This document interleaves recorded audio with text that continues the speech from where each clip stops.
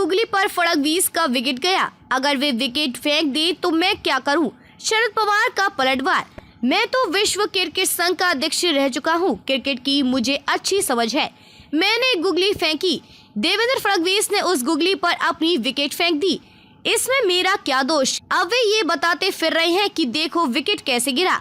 इन शब्दों में एनसीपी प्रमुख शरद पवार ने देवेंद्र फडणवीस के बार पर पलटवार किया। पवार गुरुवार को पुणे में प्रेस कॉन्फ्रेंस को संबोधित कर रहे थे।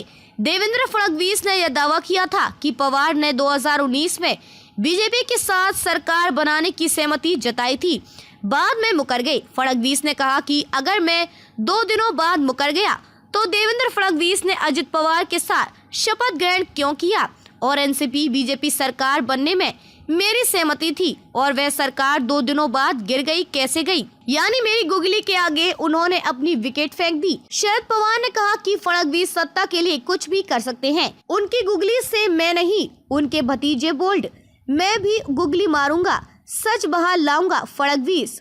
शरद पवार के पलटवार के बाद एक बार फिर देवेंद्र फडणवीस ने अपनी प्रतिक्रिया दी है। देवेंद्र फडणवीस ने कहा कि मुझे इस बात की खुशी है कि मेरी वजह से उन्हें सच अपने मुंह से बाहर लाना पड़ा। वे बीजेपी के साथ बातचीत कर रहे थे, यह उगलवाने में मैं सफल हो पाया। मैं भी गुगली मारूंगा, बचा हुआ सच भी सामने आएगा। देवेंद्र फडणवीस ने क्या कहा था, जिसको लेकर शरद पवार को प्रेस कॉन्फ्रेंस करना पड़ा। देवेंद्र फडणवीस ने एक निजी चैनल को दिए इंटरव्यू में बुधवार को कहा कि उद्धव ठाकरे को सत्ता का लालच आ गया था, वे फोन नहीं उठा रहे थे। ऐसे में एनसीपी के कुछ लोगों ने उनसे संपर्क किया। फिर अजित पवार और उनके साथ शरद पवार ने खुद मीटिंग की।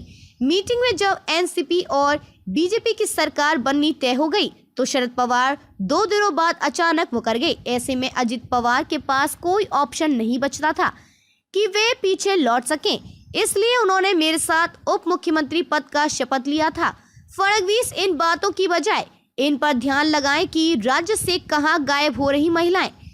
शरद पवार ने अपनी प्रेस कॉन्फ्रेंस में आगे कहा कि देवेंद्र फडणवीस के दिल की बेचैनी बाहर आ गई है, आने दीजिए। पवार ने कहा कि इन बातों की बजाय फडणवीस को राज्य में कानून के बिगड़ते हालात पर ध्यान लगाना चाहिए। जनवरी से मई तक राज्य से 2458 महिलाएं गायब हो गई हैं। पुणे से 937 महिलाएं लापता हैं। मुंबई थाने से 700 से ज्यादा महिलाएं गायब हैं। फडणवीस उनका पता लगाएं।